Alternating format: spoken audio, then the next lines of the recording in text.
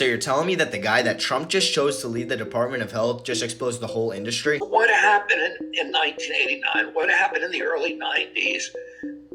We know it's not genes. Genes do not cause epidemics. They can provide a vulnerability, but you need an environmental toxin.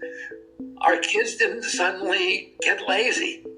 We are mass poisoning our children. And now a congressman from the whole other side of the aisle just had to say this. I, as a congressperson, had United Healthcare deny a prescription for a nasal $100 pump spray, and I couldn't get them to reverse this. So imagine what ordinary people are dealing with. The biggest denial comes when it's cancer treatment. I mean, people are getting denied on cancer treatment, and my view is very simple. Why can't we have a rule that if a doctor prescribes something and if Medicare, traditional Medicare, is going to cover it, then private insurance companies should be forced to cover it? I mean, it's absurd in this country what's going on. You cannot tell me that's not what this neuroscientist just said. The way things are set up is that the hospital needs to make money. If you figure out a way to help people heal and you can't charge them for it, well, then you've just worked yourself out of a job. And now they're trying to censor this famous actor for revealing a plant he said helped him stay way healthier and look way younger. It removes the parasites from your system,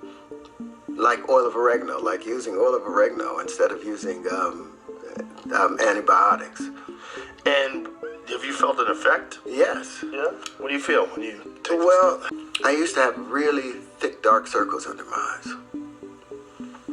That's gone away in the last 6 months. I've been using that. My skin, I'm 55 years old. I'm 55 years old and I smoke.